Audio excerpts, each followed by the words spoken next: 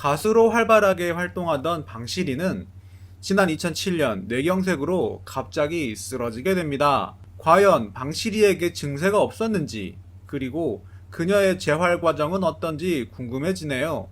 방시리 지인은 2006년 신곡 괜찮아의 반응이 좋았어요. 그래서 2007년 3월부터 음반 발매와 관련한 활동들이 무척 많았어요.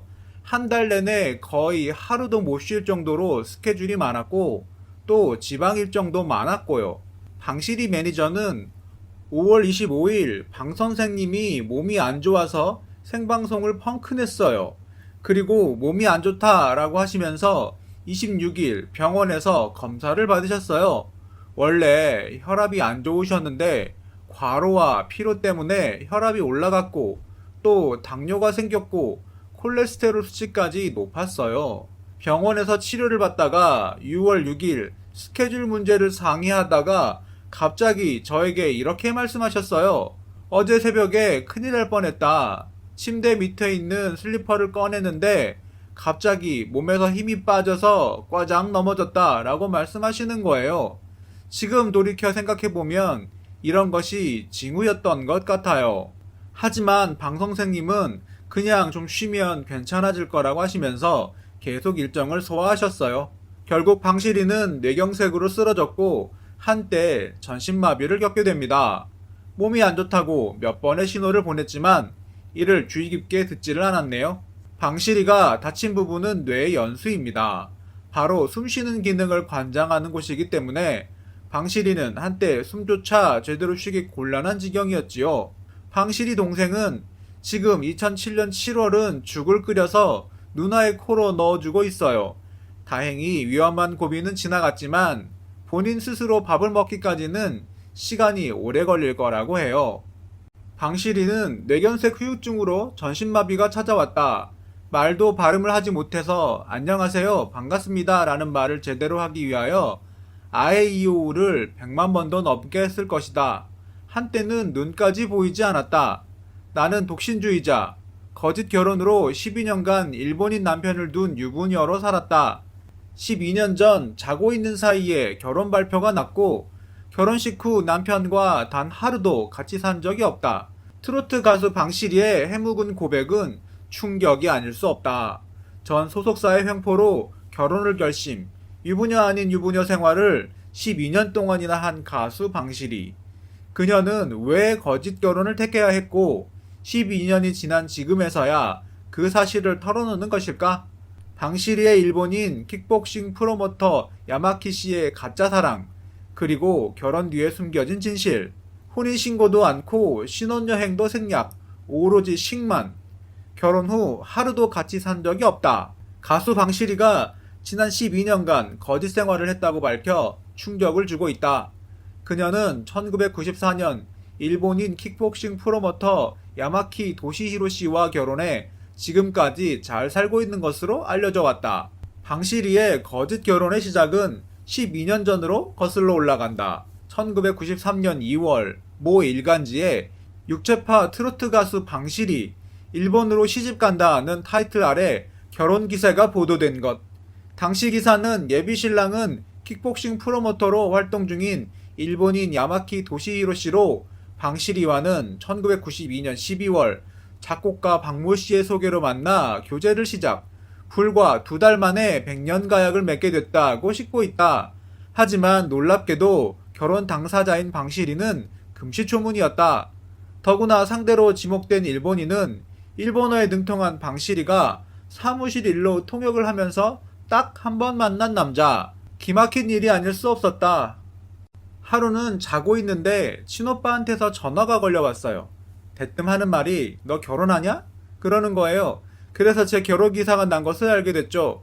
본인도 모르는 결혼식이라니 그게 있을 수나 있는 일인지 무언가에 얻어맞은 듯 어리둥절했어요. 당시의 결혼보도 해프닝은 방시리가 10년간 함께 일하던 소속사와 결별한 직후 불거진 일이기에 그녀는 자신을 괘씸히 여긴 소속사의 음모라고 밖에는 생각할 수가 없었다.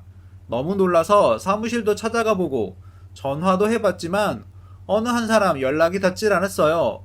그 당시 전 새로운 소속사를 찾던 때라 매니저도 없이 혼자서 방송을 해야 하는 상황이었어요. 결혼 기사 이후에 제가 어떤 액션을 취하질 않으니 방실이 남편이 레슬링 선수다, 유도 선수다부터 야쿠자까지 부풀려져 걷잡을 수가 없을 정도가 됐죠. 전 영문도 모르는 채 그냥 당할 수밖에 없었어요. 오보 기사 하나에 결혼까지 하게 됐다는 설명이다. 하지만 스캔들 때문에 꼭 결혼해야 한다는 법은 없다. 결혼은 지극히 개인적인 문제인 만큼 본인이 아니라고 해명만 하면 그뿐이다. 그런데 그녀는 적극적인 해명의 기회 한번 마련해 볼 생각 않고 거짓 결혼을 결심했다. 이것은 쉽게 납득하기 어려운 부분이다. 방법이 꼭 결혼밖에 없었느냐는 질문에 방실이는 웃기고 말도 안 되는 얘기라는 거 안다. 하지만 당시 연예계의 풍토, 기획사와 연예인의 관계는 그만큼 엄격했다고 부연 설명을 덧붙였다. 당시 전 소속사 사장은 어렵고 무서운 존재였어요. 감히 맞설 용기가 나질 않았죠. 그런데 나중에는 어떤 오기 같은 게 생겼어요. 너희들이 나한테 이랬어? 좋아. 그럼 나도 너희들 뜻대로 결혼해 가수로 잘 나가는 모습을 보여줄게. 식으로 말이죠. 그래서 결혼식을 하게 된 거예요. 당시엔 그게 복수라고 생각했죠. 가짜 남편 야마키는 희생양. 고맙고 또 미안해요. 그 친구가 행복하길 빕니다. 팡시리는 결혼식을 올린 후 단 하루도 같이 산 적이 없는 가짜 남편 야마키 씨를 친구라 소개했다. 더불어 자신의 이기적인 부탁을 거절하지 않고 알면서도 그렇게 해준 야마키에게 고맙다는 말도 잊지 않았다. 방시리는 자신도 피해자지만 야마키 씨 또한 피해자라고 했다. 그에게 전화를 걸어 앞뒤 상황을 설명한 뒤 결혼식만 치러달라고 부탁했어요. 처음엔 거절했죠. 그러다 넉 달 만에 힘들게 답을 얻어낼 수 있었어요. 그 친구도 일본 스포츠계에서는 나름 유명한 사람이거든요. 그렇다 보니 공인으로서 제가 처한 상황을 누구보다 잘 이해하고 도와준 게 아닐까 생각해요. 둘 다 독신주의자여서 가능했는지도 모르겠고요. 그러고 보니 결혼 후 딱 3번 만났네요. 어느 날인가는 미안하다고 했더니 그 친구가 지나간 일이니까 이제 그만 잊으라 더군요. 결혼식을 올리고 4, 5년 후 그 사람이 얼마나 괜찮은 사람인가를 알게 됐어요. 제겐 정말 고마운 친구죠. 12년 전 그녀에겐 일이 인생의 전부라 해도 과언이 아닐 정도로 소중했다. 게다가 결혼 기사가 보도됐을 땐 소속사와 결별 후 서울 탱고로 최고의 주가를 올릴 때였다.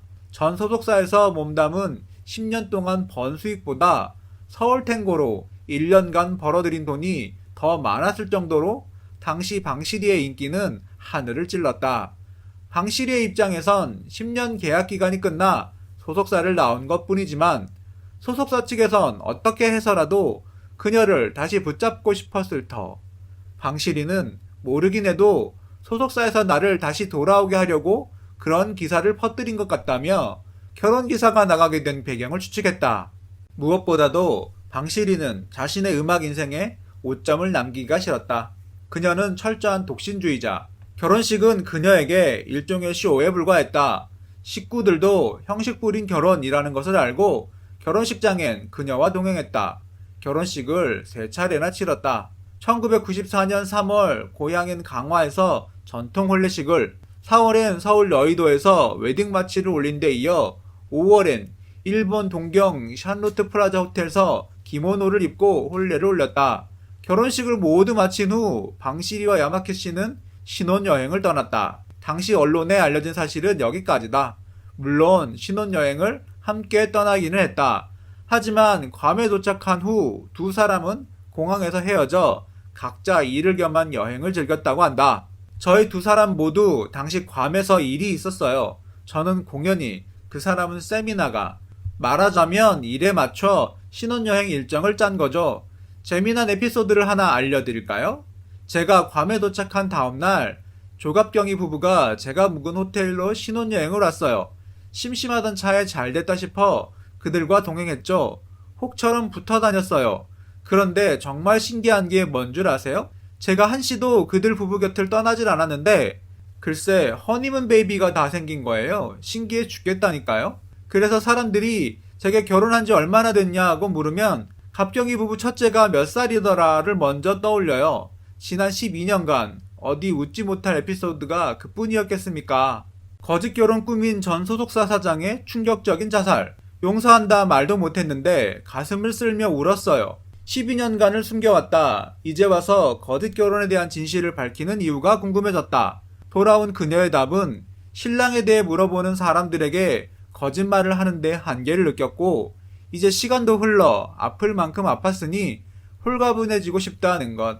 대화 도중 방실이는 뭔가 아픈 기억이 되살아났는지 살짝 눈시울을 적시기도 했다. 작년부터 조금씩 이젠 얘기를 해도 좋지 않을까 싶은 마음이 들더라고요. 그러다 3개월 전 독도 문제로 한일 감정이 극에 달했을 때 모 라디오 프로그램에 출연했다. 에잇 이참에 남편하고 확 헤어져 버려 라는 말이 나도 모르게 툭 튀어나왔어요. 이젠 정말 진실을 밝혀야 할 때가 됐구나 싶었죠. 사실을 털어놓기 하루 전, 그래도 상황을 이렇게 만든 장본인인데 그분도 알아야지 싶어 이전 소속사 사장님을 찾아갔어요. 그리고 나흘 뒤 전화가 왔는데 소속사 사장이 돌아가셨다고 하더군요. 사고도 아니고 아파서도 아니었어요. 스스로 목숨을 끊었답니다. 그 소식을 듣고 석 달 동안 우울증에 빠져 아무 일도 못했어요. 내가 미처 용서도 못했는데 그렇게 떠나가면 어떻게 하냐며 울고 또 울었죠. 사는 게 이렇게 허망해요. 결혼 후 혼인신고조차 하지 않고 싱글 생활을 한 그녀에게 이혼이라는 거추장스런 절차는 필요치 않다. 이젠 일본인 남편과의 별거설로 기자들에게 시달리는 일도 더 이상 없을 것이다.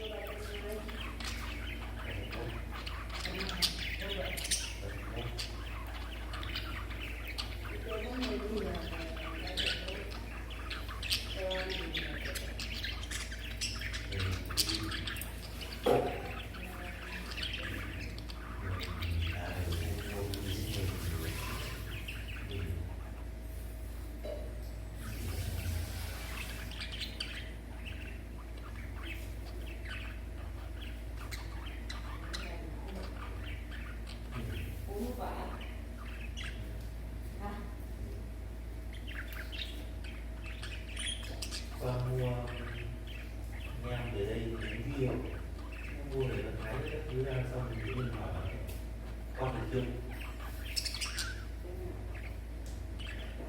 Đấy, cười nó bộ vừa tình chiêm vừa muốn em ở đấy.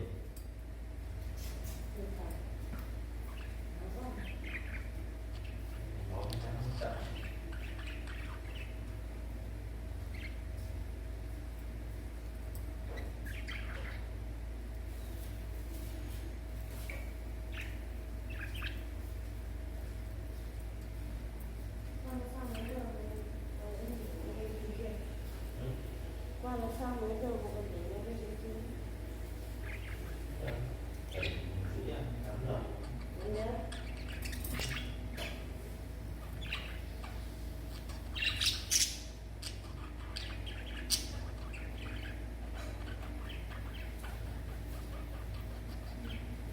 Ồ. Cô ơi nhìn lâu đi cô ơi. Năm cái con. Tắm à?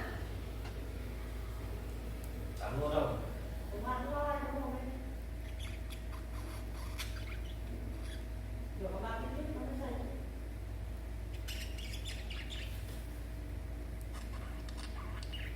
Rồi có kiểu một hai cái rồi, đúng là phải nó đây.